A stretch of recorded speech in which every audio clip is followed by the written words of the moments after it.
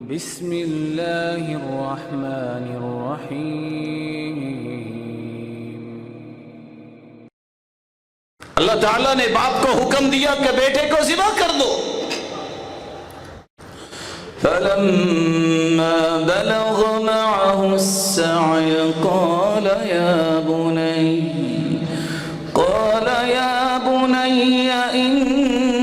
إني أرى في المنام أني أذبحك فانظر ماذا ترى قال يا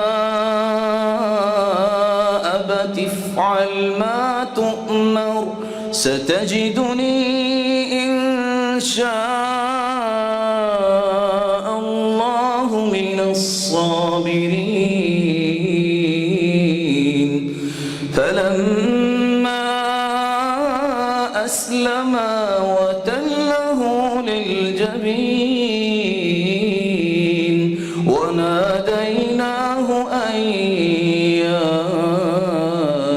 إبراهيم قد صدقت الرؤيا إنا كذلك نجزي المحسنين۔ اکلوتا بیٹا مدت کے بعد ملا، جب ناز و نعم میں ہوتا ہے بیٹا اس کی ایک ایک ادا بھاتی ہے انسان کو۔ ادھر اللہ کا حکم ہوا بیٹے کو ذبح کر دو۔ ذرا میں اور آپ بھی سوچیں اولاد کی محبت کیسی ہے۔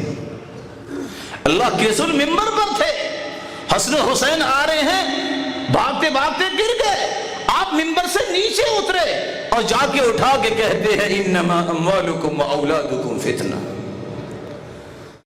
تیار ہو گئے کہ میں اپنے بیٹے کو ذبح کرتا ہوں، لیکن تربیت دیکھیے، ماں کی تربیت، باپ دور ہے لیکن اس کے باوجود تربیت کیسی ماں نے کی ہے۔ بیٹا بھی کہتا ہے ابا جان انتظار کس کا ہے، افعل ما تؤمر، جو اللہ نے حکم دیا ہے کر گزریے۔ فلما اسلما، باپ گردن کاٹنے کے لیے تیار ہے اور بیٹا کٹوانے کے لیے تیار ہے۔